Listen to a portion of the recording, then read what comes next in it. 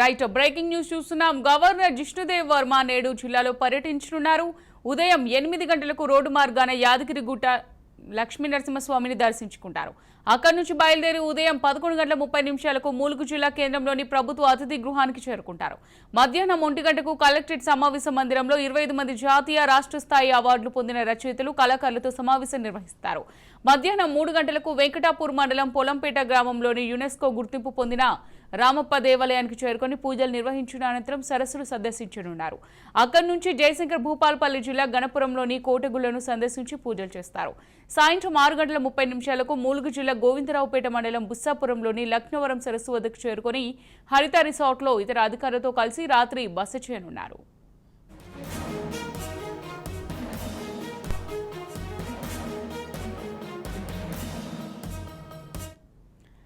బుధవారం ఉదయం 8 గంటలకు లక్నవరం నుంచి హన్మకొండ జిల్లా పర్యటనకు వెళ్లనున్నారు. ఈ నెల 29న మధ్యాహ్నం 2:20 ఆలేరు మండలంలోని కొలనుపాక జైన దేవాలయాన్ని సోమేశ్వర ఆలయాన్ని దర్శించుకుంటారు.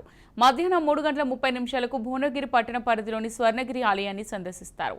సాయంత్రం 5:15 భువనగిరి కలెక్టరేట్లో రచయితలు, కళాకారులు, ప్రముఖులు, రాష్ట్ర జాతీయ అవార్డు గ్రహీతలను కలుస్తారు. రైట్, ఇదే అంశానికి సంబంధించి మరింత సమాచారం మా ప్రతినిధి సతీష్ అందిస్తారు. సతీష్. అమూల్య, రాష్ట్ర గవర్నర్ జిష్ణుదేవ్ వర్మ నేడు రేపు వరంగల్ ఉమ్మడి జిల్లాలో పర్యటించనున్నారు. దానికి సంబంధించి ఈ రోజు ఉదయం 11 గంటలకు ఘట్టమ్మ దగ్గర ప్రభుత్వ అధికార లాంఛనాలతో ఆయన స్వాగతం పలకనున్నారు.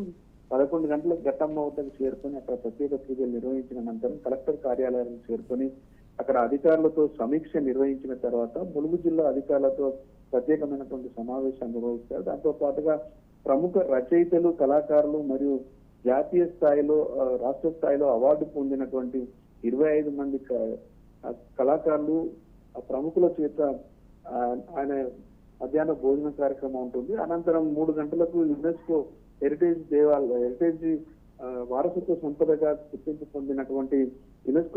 పొందినటువంటి రామప్ప దేవాలయాన్ని సందర్శిస్తారు. అక్కడ ప్రత్యేక పూజలు నిర్వహించిన తర్వాత అక్కడి నుంచి జయశంకర్ భూపాలపల్లి జిల్లా గణపూరు మండలంలోని కోటగుళ్ల సముదాయాన్ని కూడా సందర్శించి అక్కడ